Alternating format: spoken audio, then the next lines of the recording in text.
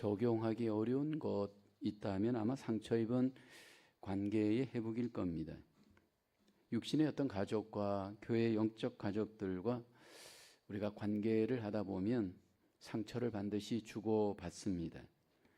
그 상처를 주고받았을 때 그 이후에 화해를 하는 것 결코 쉽지가 않습니다. 믿음 생활에 있어서 가장 어떻게 보면 적용하기 어려운 주제가 용서하고 화해하는 적용입니다. 화해해야 한다라는 것은 이미 다 압니다. 남에게 말할 수도 있고 가르칠 수도 있습니다. 그러나 이것을 적용하는 것은 결코 쉽지 않은 것을 우리의 삶 속에 경험을 합니다.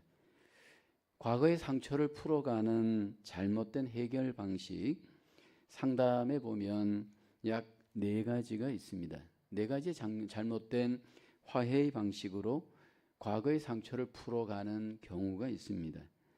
첫째는 거북이식 해결 방법입니다. 이 경우는 회피형인데 문제로부터 거북이처럼 피해가는 방식입니다. 갈등의 문제, 아픔의 문제 앞에서 직면하지 않고 도망치는 방식인데 이분들을 보면 침묵으로 도망을 합니다. 나를 더 이상 괴롭히지 말고 이런 괴로운 문제는 생각해 보고 싶지 않다. 그러면서 침묵하고 도망합니다. 그러나 이런 경우는 나중에 보면 문제가 더 커지기 때문에 바람직한 해결 방법이 아닙니다. 둘째는 상어식 접근 방법, 경쟁형 해결 방식이 있습니다. 승리의 관점에서 문제를 해결하려고 하는 방식입니다. 이런 분들을 보면 갈등이 오거나 고통이 오게 되면 무조건 내가 이기고 너는 져야 한다. 이 방식으로 문제를 해결해 갑니다. 상대방을 패배시키기 위해서 빠르게 결정을 해버리고 이런 어떤 문제가 있을 때 상대방의 어떤 그 입장을 배려하지 않는 자기 중심의 해결 방식이 있습니다. 이 방식은 나중에 더 큰 반발을 일으키기 때문에 합당하지 않겠죠. 셋째 해결 방식은 아기곰 접근 방식입니다. 수능형이라고 하는데 이 경우에는 따뜻한 마음을 갖고 있는 분들이 어떤 문제 앞에 갔을 때 상대방을 기분 좋게 해주기 위해서 무조건 져주는 방식입니다. 내가 잘못한 것이 없는데도 무조건 잘못했다. 자기 잘못으로 모든 것을 책임을 돌리고 그러나 그 마음 안에는 상처와 불만이 쌓여 있는 해결 방식입니다. 이 방식은 나중에 보면 그 내면 안에 상처와 원망이 많이 남습니다. 네 번째는 여우식 접근 방법입니다. 타협형이라고 하는데 너도 양보하고 나도 양보할게 라고 하는 방식입니다. 문제가 해결되어질 때 물론 양보해서 문제가 해결되어지기도 합니다. 그러나 결코 문제가 양보만 해서 해결되어지는 것은 절대로 아닙니다.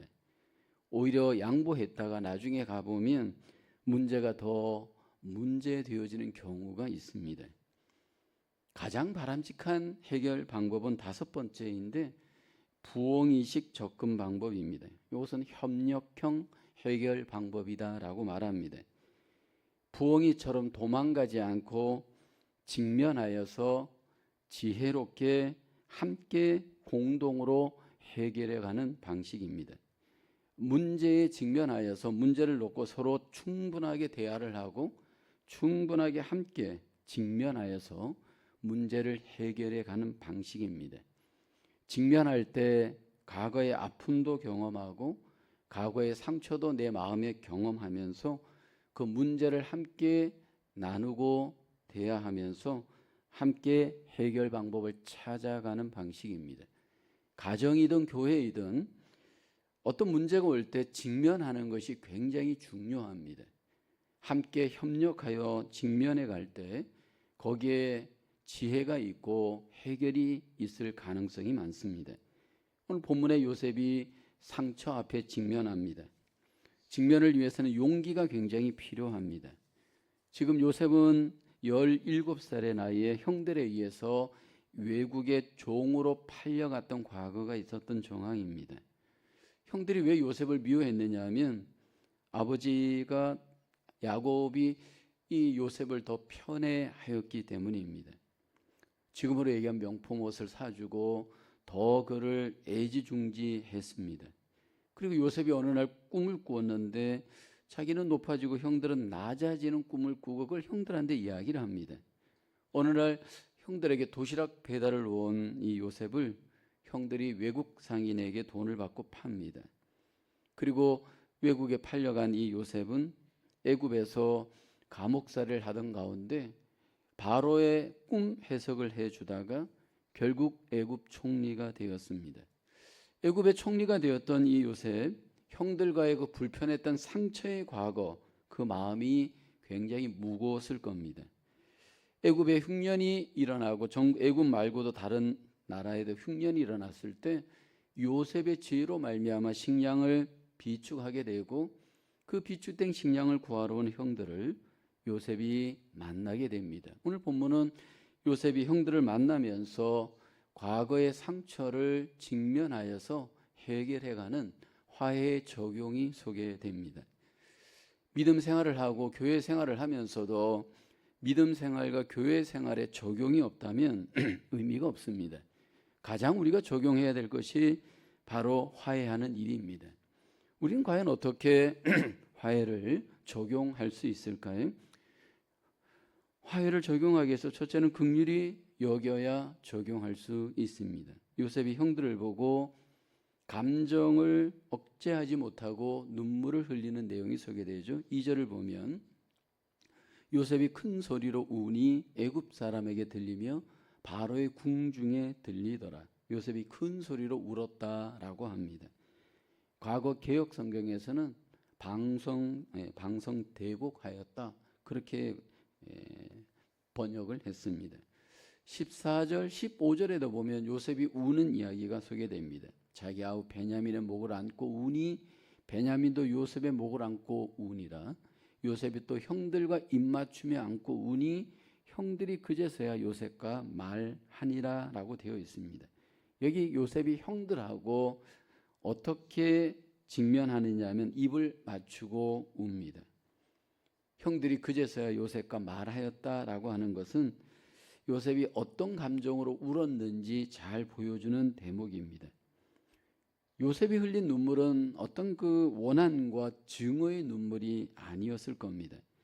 형들에 대한 미움을 용서하고 마음으로 긍휼히 여기는 감정을 품은 그런 눈물을 흘렸던 것으로 보여집니다. 누가 용서할 수 있고 누가 화해할 수 있을까요? 긍휼의 마음이 있는 사람입니다.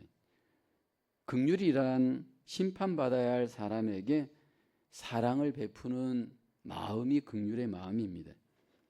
지금 요셉이 만약 형들을 심판한다라고 할 때 솔직히 문제될 것은 아무것도 없습니다. 왜냐하면 형들이 분명히 잘못한 대가를 지불해도 누가 할 말이 없습니다. 성경은 우리에게 그럼에도 불구하고 잘못한 사람 또 분명히 문제가 있는 사람에 대해서 우리에게 원수 갚는 것을 금하고 보복하는 것을 금지합니다. 원수를 갚는 행위, 보복하는 행위, 그것은 또 원수를 낳고 보복을 낳기 때문입니다. 그리고 모든 원수 갚는 것은 사람의 몫이 아닌 하나님께 판단을 맡기라 말합니다. 로마서 12장 19절에 내 사랑하는 자들아 너희가 친히 원수를 갚지 말고 하나님의 진노하심에 맡기라 기록되었으되 원수 갚는 것이 내게 있으니 내가 갚으리라고 주께서 말씀하시니라. 하나님께 원수 갚는 것을 맡기라 말하면서 그 이후에 성경은 우리에게 이렇게 말합니다. 로마서 12장 20절을 보면 내 원수가 줄이거든 먹이고 목마르거든 마시게 하라. 그리함으로 내가 숯불을 그 머리에 쌓아 놓으리라. 만약 우리가 원수를 갚지 않고 하나님께 맡길 때 우리에게 어떤 유익이 있느냐 하면 숯불을 그 머리에 쌓아둘 것을 약속을 하고 있습니다.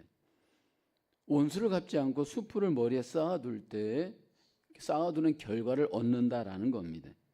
여기 이 숯불을 해석학자들은 은혜의 표라고 해석을 합니다. 즉 우리가 원수를 갚지 않고 긍휼과 사랑을 베풀 때 숯불 같은 주님의 그 은혜를 경험하게 될 것이다 약속을 합니다. 예수님께서는 우리에게 긍휼에 대해서 이렇게 강조하죠. 팔복에서 보면 마태복음 5장 7절에 긍휼히 여기는 자는 복이 있나니 그들이 긍휼히 여김을 받을 것이며, 내 삶에 있어서 긍휼을 체험할 수 있는 길은 먼저 우리에게 긍휼히 여기라 강조를 하십니다. 어떻게 원수 같은 사람에게 우리가 긍휼을 베풀 수 있을까요? 우리가 긍휼을 베풀기 위해서 먼저 넘어서야 할 장벽은 상처 입은 감정을 따르지 말아야 합니다. 요셉의 내면 속에 상처가 없었을까요? 형들에게 버림받고 이렇게 팔림을 당했을 때 그에게 분명히 상처가 있었을 것이고 감정이 있었을 겁니다. 그런데 요셉은 그 상처 입은 감정에 종 노릇하지 않습니다. 그리스도인으로서 인생을 살아가면서 우리가 가장 경계해야 될 것은 우리 안에 있는 이 상처 입은 감정을 잘 극복해야 합니다.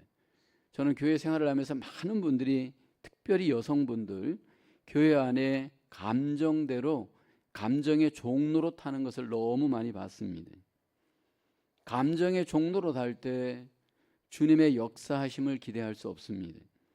누가 긍휼의 눈물을 흘리면서 이렇게 화해할 수 있을까요? 요셉이 이렇게 긍휼을 마음에 갖고 이렇게 눈물을 흘릴 수 있었던 배경은 무엇일까요? 요셉은 분명히 상처를 받았고 거부를 당하였고 많은 고생을 했습니다. 특별히 여러분, 가족에게 배신을 당하고 거부를 당한다라는 것은, 이것은 엄청난 스트로크를 받았을 겁니다. 근데 요셉은 그 모든 상처를 뛰어넘고 분노를 뛰어넘고 어떻게 이 배신감을 뛰어넘을 수 있었는가라는 겁니다. 요셉은 하나님의 긍휼, 하나님의 은혜를 체험하였기 때문입니다. 하나님께서 요셉에게 긍휼을 베풀어 주었습니다. 감옥에 있는 요셉에게 하나님이 찾아오셨고 그에게 놀라운 긍휼을 베풀어 주었고, 또 애굽의 왕을 통해서 하나님의 긍휼을 베풀어 주었잖아요.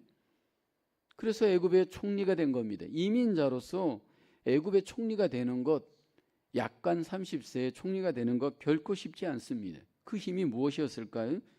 하나님의 긍휼, 은혜의 힘이었을 겁니다. 요셉은 하나님의 긍휼을 입었기에 그 긍휼이 그의 마음을, 그의 삶을 지배합니다. 우리가 이 땅에서 하나님의 백성으로 성경을 알고 하나님을 아는 것은 너무나도 큰 축복입니다. 그런데 문제는 그 말씀을 아는 것만큼, 하나님의 백성인 것만큼 축복 이상으로 우리에게 어떤 과제가 있느냐 하면, 우리는 적용의 과제가 있습니다. 아는데도 불구하고 적용하지 않으면 그것은 바로 죄를 짓는 것임을 성경은 말합니다. 오늘 교회의 어려움, 기독교의 어려움이 뭡니까? 알고는 있는데 말은 하는데 적용하지 않는다는 겁니다. 바로 내가 먼저 적용해야 될 우선 대상입니다. 우리가 말은 청산유수로 잘할 수 있습니다. 아니, 이것을 가르칠 수도 있습니다. 근데 중요한 것은 요셉처럼 우리가 그 긍휼을 입었다면 이제 긍휼을 베풀어야 합니다. 특별히 저와 여러분들도 요셉처럼 긍휼을 베풀어야 합니다. 왜냐하면 하나님이 우리를 긍휼히 여겨 주셨기 때문입니다. 우리는 본질상 진노의 자녀였습니다. 하나님의 긍휼의 대상을 넘어선 심판의 대상이었습니다. 그런데 하나님께서 우리를 긍휼히 여겨 주셨습니다. 하나님이 십자가로 우리를 긍휼히 여겨 주셨고요, 한 걸음 더 나아가 여전히 우리가 구원받았음에도 부족하고 여러 가지 미숙한 삶을 살아갑니다. 하나님 앞에 우리가 완전하지 못합니다. 그런데 우리를 하나님이 긍휼히 여겨주시잖아요. 그러므로 우리에게 긍휼의 삶이 필요합니다. 교회 속에서 우리가 은혜를 입고 긍휼을 입은 자로서 먼저 우리가 긍휼히 여기면서 하나님 앞에 우리가 관계하기를 원합니다. 이 긍휼이 있고 은혜가 있는 사람은 결국은 교회 안에서 어떤 문제가 나타나고 어려움이 나타날 때 이 긍휼과 은혜의 원리에 의해서 하나님 앞에 관계하고 문제를 해결해 갑니다. 미국의 유명한 신학자이면서 설교가인 그 아이언사이드라고 하는 박사님이 계십니다. 회의를 하는데 한 청년이 법대로 합시다 라고 하면서 큰 소리를 질렀습니다. 그러자 그 아이언사이드 박사님이 이렇게 말을 했다고 합니다. 젊은이 만약 법대로 하기를 원한다면, 하나님께서 당신을 만약 법대로 다루었다면 자네는 어떻게 될 것 같은가? 아마 지옥에 가고 말 것일세. 그렇게 말을 했다라고 합니다. 물론 우리가 법이 필요합니다. 만약 우리가 교회 안에서 잘못 법을 앞세우고 법대로 적용하다가는 결국 긍휼과 은혜를 다 우리가 잃어버리고 결국은 교회 속에 상처만 남을 수가 있습니다. 긍휼을 경험한 요셉, 긍휼의 사람이 되었습니다. 하나님이 우리를 긍휼히 여겨주셨다면 이제 우리에게 필요한 것은 긍휼을 통해 화해를 낳아야 됩니다. 이민교회의 가장 큰 어려움이 뭐냐 하면 긍휼이 없는 교회라는 데 문제가 있습니다. 왜 이민교회가 많이 싸우느냐 하면 전부 법을 앞세우고 정의만 앞세우고 옳음만 앞세웁니다. 그러다 보니까 교회가 자꾸 깨어지고 오래된 숫자만큼 결국 교회가 자꾸 분쟁이 일어납니다. 가정이 화해하고 교회가 화해해야 하는데 그 길은 바로 긍휼의 자세를 갖고 우린 교회를 세워가야 할 줄로 믿습니다. 먼저 화해해야 할 대상이 누구냐 하면 가족입니다. 어떤 가족이냐면 우리 육신의 가족, 영적인 가족이 대상입니다. 특별히 여러분 교회 안에서 우리가 함께 관계하다가 어떤 경우라도 다툰 일이 있고 또 이렇게 저렇게 상처 입은 관계이다면 직면해서 잘 화해하며 긍휼히 여기면서 하나 되어지는 은혜가 있기를 원합니다. 뉴욕 만암 선교교회가 아름답게 건강하게 세워져 가려면 긍휼과 은혜가 지배하는 아름다운 관계로 하나님 앞에 화목하게 세워져 가야 할 줄로 믿습니다. 긍휼히 여기면서 화해하는 교회로 하나님 앞에 승리할 수 있기를 주의 이름으로 축원합니다. 둘째로 화해, 형제의식이 화해를 적용하게 합니다. 오늘 본문 3절 4절을 보면 요셉이 그 형들에게 이르되 나는 요셉이라 내 아버지께서 아직 살아 계시니까 형들이 그 앞에서 놀라서 대답하지 못하더라. 요셉이 형들에게 이르되 내게로 가까이 오소서. 그들이 가까이 가니 이르되 나는 당신들의 아우 요셉이니 당신들이 애굽에 판 자라. 요셉이 자기를 형들에게 아우라고 고백을 합니다. 지금 요셉은 애굽의 총리입니다. 지금 형들은 식량이 없어서 가난뱅이가 되어서 식량을 구하러 온 아주 좀 어떻게 보면 불쌍한 정황입니다. 근데 애굽의 총리였던 요셉이 형들을 무시하지 않습니다.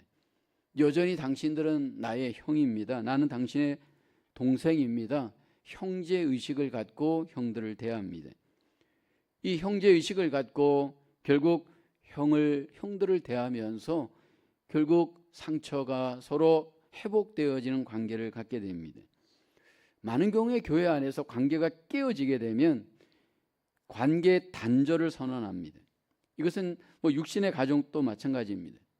상처가 딱 오게 되지만 관계를 딱 끊어버리고 그냥 이게 잠수를 타시는 분들이 있잖아요. 교회에서 상처를 받으면 일단 가장 먼저 협박하는 게 뭡니까? 교회를 떠나버립니다. 교회에 남아있지만 담을 쌓고 아예 관계를 끊어버리고 교회 안에서 생활하는 분들이 있잖아요. 근데 여러분 이렇게 관계를 이렇게 해가다 보면요 결국 그 사람들은 나중에 가보면 고립된 인생을 살게 됩니다. 그것이 반복되어지다 보면 그것이 인생 각본이 되어집니다. 어렵고 힘든 관계에 있을 때, 상처받은 관계가 있을 때 우리에게 필요한 것은 더불어 사는 형제의식입니다. 그 형제의식을 가질 때 우리는 결국 서로 윈윈할 수가 있습니다. 요셉을 보게 되면 인생을 살면서 인간관계를 어떻게 해야 하는지 우리는 배울 수 있습니다.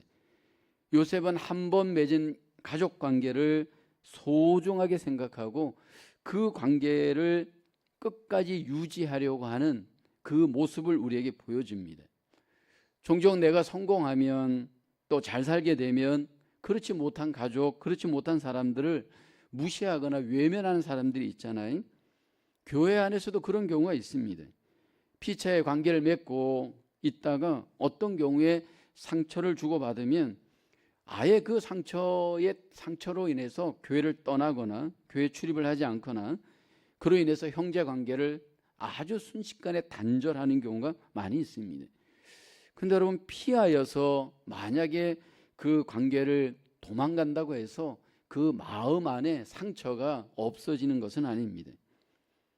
우리가 하나님 안에서 함께 교회에서 관계를 맺으면서 형제의식을 가질 때, 이 형제의식을 깨는 가장 문제가 하나 있는데 경쟁의식을 가질 때입니다. 만약 요셉이 형들과 형제의식을 갖지 않고 경쟁의식을 가졌다면 화해가 힘들었을 겁니다. 성경에 보면 가족 간에도 경쟁의식을 가지면서 관계가 깨어지는 경우가 많습니다. 창세기 4장에 보면 가인과 아벨이 형제 관계였지만 경쟁의 관계로 인해서 관계가 다 깨지잖아요. 가인이 형이었고 동생이 아벨이었습니다. 가인의 제사는 연락되지 않았고 동생의 제사는 하나님이 연락해 주었습니다. 그때 가인이 분노하죠. 그리고 그 분노의 결과 동생을 죽입니다. 왜 분노했을까요? 형 대접을 자기가 받지 못했다 생각하였고, 저 동생 때문에 내가 제대로 인정을 못 받았다라고 경쟁의식을 가졌기 때문입니다. 동생에 대해서 형제의식을 가졌다면 그렇게 분노할 이유가 없습니다. 오늘 이 교회 안에 보면 전부 자기 중심의, 어떻게 보면 그런 어떤 경쟁의식을 가진 분들을 보면 인정받지 못할 때 도저히 용서가 안 되는 분들이 많습니다. 가인과 아벨처럼 경쟁의식을 갖고 저 사람이 더 인정받으면 인정받지 못한 것에 대한 분노감으로 인해서 그 사람을 시기하고 끌어내리면서 관계가 다 깨어집니다. 혹시 우리의 삶 속에 그런 화해가 깨어지는 이유가 경쟁의식이 내 안에 너무 강해서 문제가 일어나는 것은 아닌지 우리가 돌아봐야 합니다. 이 경쟁의식이 강한 분들을 보면 시기심이 그만큼 앞섭니다. 한국에서 제가 목회를 할 때입니다. 나이가 비슷한 권사님이 계셨는데, 이 나이가 비슷하다라는 것은 좋은 형제 관계 의식, 형제의 어떤 관계의 의식을 가질 수 있는 좋은 기회입니다. 근데 그렇지도 않은 게, 이 나이가 비슷하다 보면 경쟁 의식이 굉장히 많습니다. 이 경쟁 의식이 많다 보니까 봉사도 경쟁적으로 해야 되고, 뭐 자식들도 경쟁적으로 비교하고 경쟁하면서 서로 주도하려고 하다 보니까 결국은 관계가 아주 이상한 다툼의 관계로, 시기의 관계로 교회 안에 공동체에 부정적인 영향을 주는 것을 경험을 하였습니다. 사실 이 한국인들은 원래 이 공동체 의식이, 형제 의식이 강한 민족입니다. 농경 문화이기 때문에 더불어서 함께 가정에서 식사하고, 가정에서 함께 자고, 뭐 가정에서 함께 더불어 또 지역적으로도 함께 이렇게 공동체 의식이 굉장히 강한 민족이잖아요. 그래서 우리 마을, 뭐 우리 학교, 우리 교회, 우리라는 단어를 참 많이 씁니다. 미국은 개인주의에 익숙한 민족이잖아요. 혼자 음식을 먹고 혼자 공부를 하고, 뭐 교회를 다녀도 자기 혼자 개인주의로 교회 생활하는 것이 굉장히 익숙합니다. 근데 언제부턴가 한국이 이 미국을 자꾸 따라가면서 이 공동체 의식, 형제 의식이 사라집니다. 제가 플러싱의 교회에 있을 때와 롱아일랜드의 교회에 있을 때를 비교하게 되면 롱아일랜드는 더 개인주의가 뛰어납니다. 그러다 보니까 가족 중심 개인주의로 인해서 교회 속의 연합과 형제의식이 종종 위협받는 경우가 많습니다. 교회가 아무리 공동체가 뭘 한다 그래도 개인적으로 뭔 일이 있거나 가족 간에 무슨 계획이 있으면 전부 거기에 우선순위를 두지 교회 중심으로 우선순위를 두지 않는 것들을 제가 많이 보게 됩니다. 여러분, 그리스도인들은 누구입니까? 화해하면서 형제의식을 갖고 공동체를 이루어 가야 될 백성입니다. 공동체 없는 교회 생활, 여러분 하나님 앞에 진정한 교회 생활, 믿음 생활 하기가 어렵습니다. 어떻게 공동체 생활을 우리가 하나님 앞에 하면서 갈 수 있을까요? 형제의식을 갖는 겁니다. 내 형제요 내 자매라고 하는 영적으로 서로 한 가족인 것을 얼마만큼 우리 안에서 경험하면서 공동체를 이루어가는가, 이게 우리가 돌아봐야 될 과제입니다. 너무나도 많은 경우에 교회가 공동체 의식이 깨어지고 분쟁과 싸움으로 인하여서 자꾸 이 교회가, 공동체가 어려움을 당하는 시대입니다. 제가 이번에 담임 목사직을 조기 은퇴한다고 했더니 이 이제 후배 목사님들 중에 저한테 그런 질문을 하더라고요. 목사님, 교회에서 또 무슨 안 좋은 일이 있었습니까? 교회에서 뭐 혹시 싸움이 있었습니까? 대뜸 그렇게 질문을 하는 걸 들었습니다. 그게 왜 그런 질문을 하느냐 하면 대부분 이민교회가 싸우고 분쟁하고 안 좋은 가운데 자꾸 공동체가 깨어지는 것을 너무 많이 보았기 때문입니다. 우리 교회도 예외가 아닙니다. 하나님의 교회를 세워가는 데 있어서 경쟁적으로 만약 우리가 서로 주도하려고 하면 우리는 연합하여 한 공동체를 세워가기가 어렵습니다. 어떤 경우라도 분쟁하고 싸우는 것은 주의 뜻이 아닙니다. 그리고 경쟁하여서 무조건 이기려고 하는 것은 여러분 하나님이 기뻐하시는 뜻이 아닙니다. 서로 이해하고 대화하면서 서로 다를 때 다른 사람의 입장도 이해해 주면서 하나님 안에서 함께 교회를 연합하여 공동체를 세워갈 수 있는 저와 여러분 되어야 할 줄로 믿습니다. 뉴욕 만암 선교교회가 형제의식을 갖고 화해하면서 하나 되어져 아름다운 공동체로 하나님 앞에 영광을 돌릴 수 있기를 주의 이름으로 축원합니다. 세 번째로 화해, 하나님의 섭리를 믿을 때 적용할 수 있습니다. 오늘 본문 5절을 보게 되면 당신들이 나를 이곳에 팔았다고 해서 근심하지 마소서, 한탄하지 마소서. 하나님의 생명을 구원하시려고 나를 당신들보다 먼저 보내셨나이다. 요셉은 하나님이 나를 애굽에 보내었다 고백합니다. 8절에 보면 그런즉 나를 이리로 보내니는 당신들이 아니요 하나님이시라. 하나님이 나를 바로에게 아버지로 삼으시고 그 온 집의 주로 삼으시며 애굽 온 땅의 통치자로 삼으셨나이다. 하나님께서 나를 애굽의 통치자로 삼았다. 요셉은 고백합니다. 요셉은 내가 한 일도 아니고 형들이 한 일도 아니라 고백을 합니다. 내가 이렇게 애굽에 있고 애굽의 통치자로 있는 것은 바로 하나님이 그 모든 일을 행하셨음을 고백을 합니다. 하나님께서 나를 팔아서 이곳에 왔고 하나님이 나를 총리로 세워서 내가 지금 이 자리에 있게 되었다. 하나님의 섭리를 요셉은 믿었습니다. 여기 섭리라고 하는 것이 뭐냐 하면 하나님이 주권의 계획을 따라서 일을 행하시는 하나님의 일하시는 방식입니다. 하나님의 그 대표적인 섭리의 일하시는 방식이 뭐냐 하면 합력하여서 선을 이루시는 방식입니다. 하나님께서 합력하여 선을 이루시는 방식의 결론이 뭐냐 하면 항상 하나님은 하나님의 선을 이루어 가십니다. 로마서 8장 28절을 보면 우리가 알거니와 하나님을 사랑하는 자 곧 그의 뜻대로 부르심을 입은 자들에게는 모든 것이 합력하여 선을 이루느니라. 여기 하나님이 선을 이룬다 약속을 합니다. 그러니까 우리의 모든 삶 속에 경험하는 모든 것들이 하나님의 섭리 가운데 있습니다. 사람이 한 것처럼 보이지만 하나님이 하셨습니다. 요셉의 입장을 본다면 형들이 분명히 요셉을 애굽에 팔았습니다. 자연적인 안목으로 볼 때는 그것이 맞습니다. 근데 섭리의 관점으로 보면 하나님께서 요셉을 판 것입니다. 그래서 우리가 믿음 생활을 할 때 하나님의 이 섭리적인 관점을 바라보는 안목이 굉장히 중요합니다. 하나님의 그 섭리적인 관점은 우리의 방식과 굉장히 다릅니다. 하나님은 섭리하실 때 고난을 통해서 선을 이루시는 섭리의 방식으로 일을 행하십니다. 요셉에게 고난을 통해서 하나님이 더 그를 의롭게 하시고 하나님의 사람으로 단련하셨습니다. 로마서 5장 3절 4절을 보면 다만 이뿐 아니라 우리가 환난 중에도 즐거워하나니 이는 환난은 인내를, 인내는 연단을, 연단은 소망을 이루는 줄 알미로다. 그래서 우리가 어떤 고난을 당할 때 즐거워해야 될 이유는 그 고난 가운데 하나님의 섭리는 우리를 연단시키는 섭리가 있습니다. 그 섭리를 이해하게 되어지면 즐거워할 수가 있고 인내할 수가 있습니다.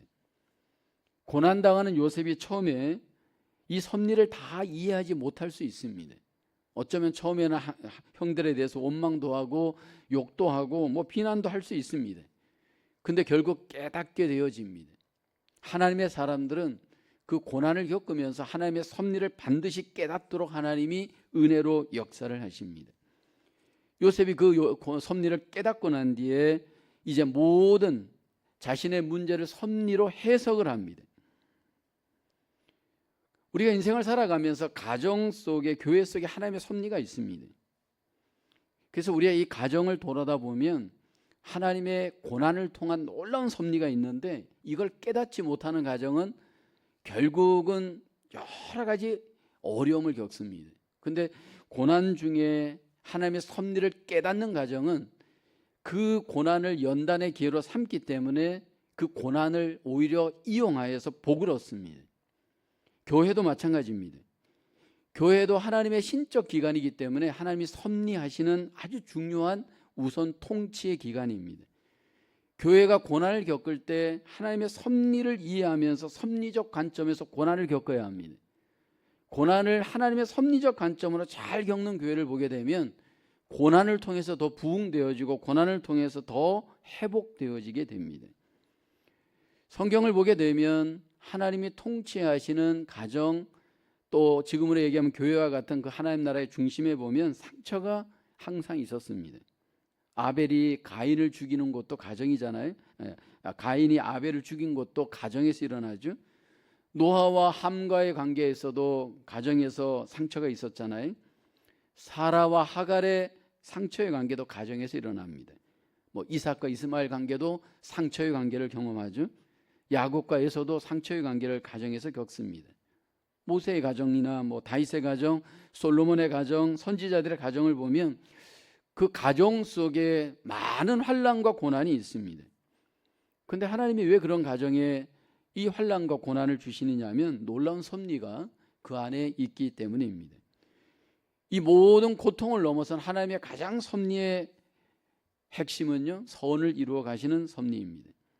가장 하나님께서 선을 이루기를 원하시는 섭리는요, 우리 인격을 연단합니다. 우리의 인격은 연단받지 않고는 하나님의 복을 담을 수가 없습니다. 그래서 이렇게 가정에서 보면 여러 가지 아픔을 겪는 분들을 보면 인격적으로 연단을 하나님께서 받아야 하기 때문에 고난을 허용합니다. 교회도 마찬가지입니다. 교회가 하나님의 복을 담기 위해서는요, 연단을 통해서 그 그릇을 준비해야 합니다. 하나님은 섭리를 통해서, 연단을 통해서 구원의 역사를 이루어 가시고요, 영광의 역사를 이루어 가십니다.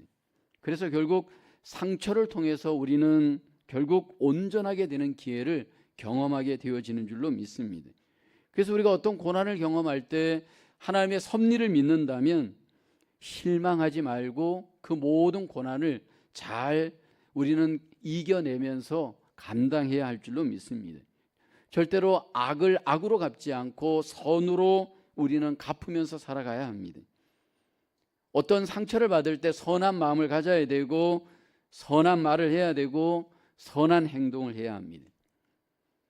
우리가 이 땅에서 그리스도인으로 삶을 살아갈 때 이 삶의 구조는 상처받는 구조입니다. 직장에 가서도, 때로는 어떤 불신자의 관계 속에서도 우리의 관계는 어떻게 보면 상처받는 관계일 수 있습니다. 근데 그것을 상처로 여기고 원망하고 대적하고 원수를 갚는 그런 마음을 갖거나 말을 하거나 행동을 한다면 그것은 내가 죄에 지는 길입니다. 하나님의 백성으로서 선한 하나님의 섭리를 믿으면서 용서하고 화해하면서 이겨내어야 할 줄로 믿습니다. 먼저 우리는 내 마음의 피해의식을 벗어버려야 합니다. 많은 경우에 그리스도인들조차도 자신을 피해자라고 생각하고 피해의식을 가지면서 그 안에 분노감을 갖고 대적하는 마음을 갖고 원망하는 마음을 갖고 하나님의 뜻을 여러분 거스릴 수 있는 위험이 많습니다. 하나님은 우리에게 화해하는 삶을 살기를 원합니다. 더 적극적으로 화해의 적용자가 되기를 하나님은 우리에게 원하십니다. 어떻게 우리는 가정에서, 일터에서, 교회에서 화해의 적용자가 될 수 있나요? 긍휼의 마음을 가져야 합니다. 하나님이 나를 긍휼히 여기신 것을 기억한다면 나는 긍휼히 여기는 삶이 되어야 됩니다. 둘째는 형제의식을 가져야 됩니다. 하나님이 나에게 주신 그리스도인으로서의 정체성을 갖고 형제의식을 갖고 우리는 화해하고 서로 화평해야 할 줄로 믿습니다. 무엇보다도 어떤 고난 속에서도 하나님의 선의 섭리를 우리는 믿어야 합니다. 비록 거기에 고난이 있고 손해가 있고 아픔이 있지만 그 안에 하나님의 놀라운 선의 섭리가 있음을 믿고 우리가 화해하면서 하나님의 선의 섭리를 이해하면서 믿으면서 순종해야 할 줄로 믿습니다. 우리의 삶이 화해자로 가정과 교회와 하나님의 나라를 세워가시는 저와 여러분으로 화해의 도구로 승리할 수 있으시기를 주님의 이름으로 축원합니다. 기도하겠습니다. 하나님, 은혜와 사랑을 감사합니다. 우리를 긍휼히 여겨주시고 우리를 하나님께서 화해의 놀라운 은혜를 베풀어 주셔서 하나님의 자녀되게 하심을 감사하고 섭리 가운데 우리를 은혜 가운데 인도하심을 감사합니다.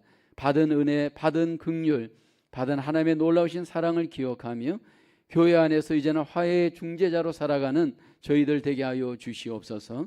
뉴욕 만암 선교교회가 형제의식과 서로 화해하면서 하나님 앞에 놀라운 섭리를 믿고 하나 되어지는 공동체 되게 하여 주시옵소서. 하나님, 이곳에 모인 모든 성도들이 서로 하나 되어져 아름다운 공동체를 이루어가며 이 세상 가운데 아름다운 영향력을 끼치는 하나님의 교회로 승리하게 도와주시옵소서. 모든 것을 주님께 의탁하옵고 하나님 감사를 드리오며 예수님의 이름으로 기도하옵나이다. 아멘.